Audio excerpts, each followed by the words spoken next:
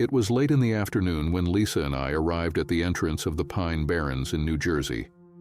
The dense canopy of ancient trees stretched skyward, their leaves rustling in the cool autumn breeze. The trailhead sign creaked ominously, warning of the forest's remoteness and the necessity of caution. Undeterred, we shouldered our packs and ventured into the shadowy depths. As we hiked deeper into the forest, the sounds of civilization faded, replaced by the chirping of crickets and the occasional rustle of unseen creatures.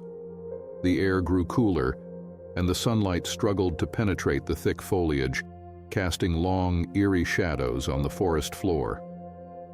We walked in companionable silence, the only sound being the crunch of leaves underfoot and the occasional bird call. "How much further?" Lisa asked, glancing at me. She had been trying to shake off an uneasy feeling since we had entered the forest. "Not far," I replied, consulting our map. "There's a lake up ahead where we can set up camp." The clearing by the lake was small but adequate. We quickly pitched our tent and gathered wood for a fire. As night fell, the temperature dropped sharply. We huddled close to the fire, its warm glow pushing back the encroaching darkness. We talked about mundane things at first, then gradually drifted into silence, each lost in our thoughts. "I read somewhere that this forest is haunted," Lisa said, trying to sound casual but failing to keep the tremor out of her voice. I chuckled. Every forest has its ghost stories. It's what makes camping exciting. But as the night wore on, the sense of unease grew. The firelight cast flickering shadows that seemed to dance and shift in the darkness. The forest, so vibrant with life during the day, now felt oppressive and watchful. The trees stood like silent sentinels, their branches swaying in the wind like skeletal arms. Lisa shivered, pulling her jacket tighter around her. "Do you hear that?" I paused, listening. "I don't hear anything." "Exactly," Lisa whispered. "It's too quiet." The usual sounds of nocturnal life were absent. No crickets, no owls, just an eerie, suffocating silence. I tried to brush it off, attributing it to our isolation, but I couldn't shake the feeling that we were not alone. "Maybe we should call it a night," I suggested, trying to sound reassuring. "Get some rest. We'll feel better in the morning." Lisa nodded, though sleep seemed impossible. We retreated into the tent, zipping it tightly. The thin fabric felt like scant protection against the oppressive darkness outside. Hours passed. Lisa lay awake, listening to the sound of my steady breathing. Her mind raced with thoughts of ghostly legends and unexplainable occurrences.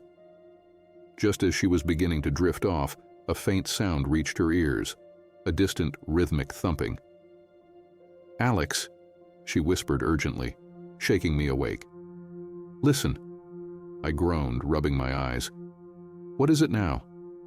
"Listen," she repeated. We both held our breath, straining to hear. The thumping grew louder, more distinct. It was coming closer, a steady, measured sound like footsteps on the forest floor. My heart pounded in my chest. "Probably just an animal," I whispered, though I didn't believe it myself. The footsteps stopped right outside our tent. We could hear heavy breathing, slow and deliberate. I reached for the flashlight, hands trembling. I flicked it on, casting a weak beam of light against the tent wall. The silhouette of a figure loomed, standing motionless just inches away. Lisa stifled a scream, her eyes wide with terror. My mind raced, trying to think of a plan, but fear had paralyzed me. The figure outside the tent remained still, its presence a tangible weight on our chests. And then, as suddenly as it had appeared, it was gone. The silence returned, even more oppressive than before. We waited, too frightened to move or speak. Eventually, exhaustion claimed us and we fell into a fitful sleep. The morning light filtered through the trees, bringing with it a sense of relief. Lisa and I emerged from the tent, the events of the night before feeling like a distant nightmare. But the unease lingered, a shadow over our spirits. We decided to explore the area, hoping daylight would banish the remnants of fear. As we ventured away from our campsite, we found signs that someone, or something, had indeed been there.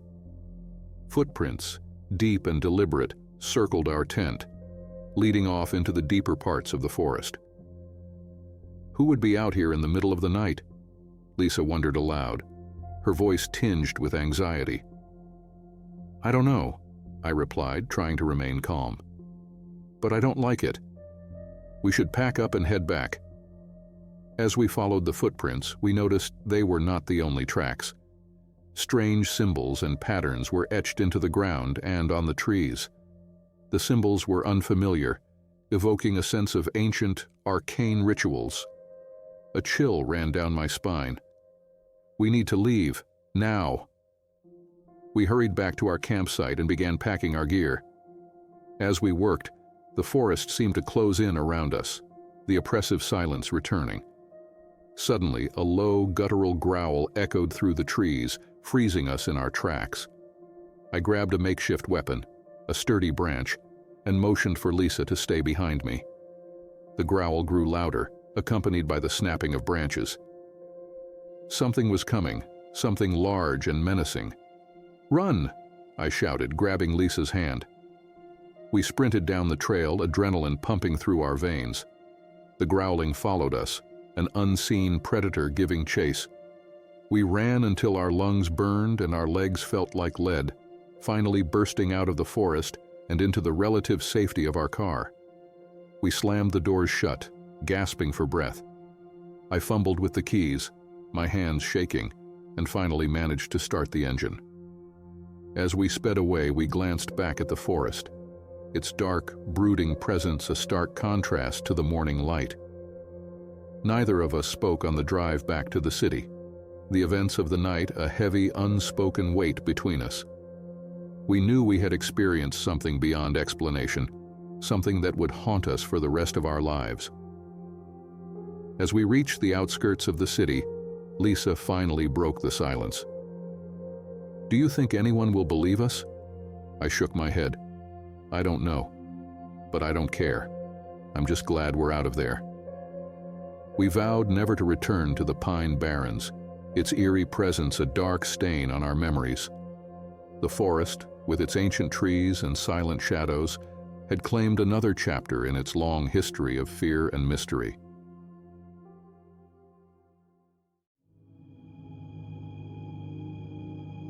The dense canopy of the forest filtered the late afternoon sunlight, casting long, eerie shadows as we trudged along the overgrown trail. My girlfriend Sarah and I had been planning this camping trip by Lake Sylvia for months, eager to escape the bustle of city life. The decision to camp in the heart of Arkansas, amidst the sprawling Ouachita National Forest, was driven by a mutual love for nature and a craving for solitude. As we made our way through the thick underbrush, the forest seemed to whisper secrets, each rustle of leaves and snap of twigs a reminder of the untamed wilderness around us. Sarah, always the optimist, kept up a steady stream of chatter, her excitement palpable. She'd read about Lake Sylvia's beauty and tranquility, but I was more captivated by the legends that surrounded it. The locals spoke of a haunting presence, a spirit bound to the lake by sorrow and loss. I hadn't mentioned these tales to Sarah, not wanting to dampen her enthusiasm. We reached the lake just before dusk. The water was unnaturally still, reflecting the darkening sky like a mirror.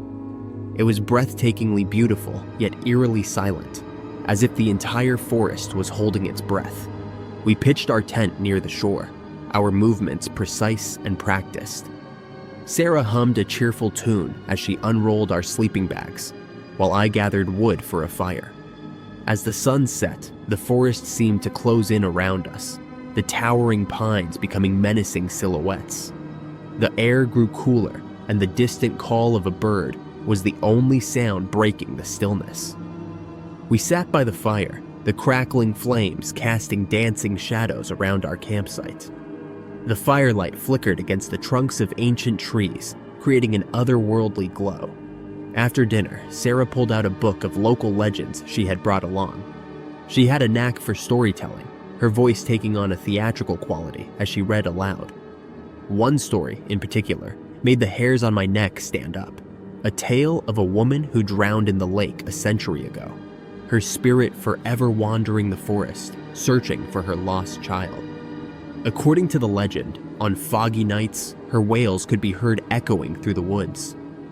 Sarah laughed at the end of the story, but I couldn't shake the feeling of unease that had settled over me. The temperature dropped sharply as night fell, a dense fog rolling in from the lake, shrouding our surroundings in a thick white mist. The once clear air grew thick and oppressive, making it hard to breathe. We decided to turn in, hoping for a restful night's sleep. Sleep, however, was elusive. Every rustle of leaves, every snap of a twig outside the tent sent waves of unease through me. I lay awake, staring at the tent's nylon ceiling, listening to Sarah's steady breathing beside me. The forest outside seemed to come alive with whispers and faint noises, each one amplifying my growing sense of dread. Around midnight, I was jolted awake by a faint, mournful wail. I sat up, heart pounding, and shook Sarah. She groggily sat up, her eyes wide with confusion. We listened intently, the wail growing louder, more distinct. It seemed to come from the lake. I grabbed our flashlights and we unzipped the tent, stepping into the thick fog. The fog had thickened, reducing visibility to mere feet. The wail echoed again, chilling us to the bone. We followed the sound to the water's edge, the lake now a ghostly expanse of mist and darkness. Through the mist, we saw a pale figure standing knee-deep in the water, her long hair floating around her like a dark halo.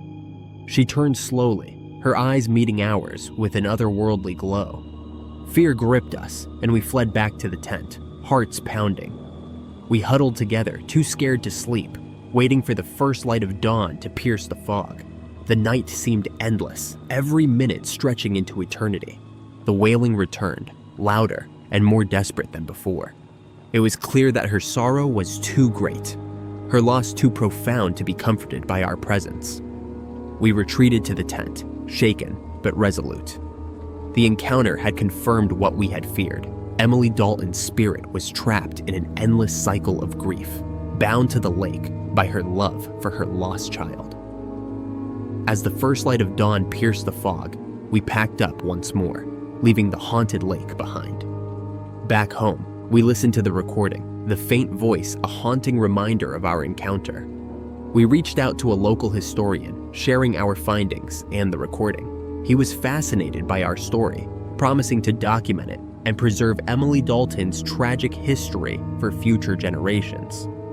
While we never returned to Lake Sylvia, the experience stayed with us, a reminder of the thin veil between our world and the next. The ghostly figure in the lake had been a mother's love turned into eternal sorrow, a haunting presence that would linger in our memories forever.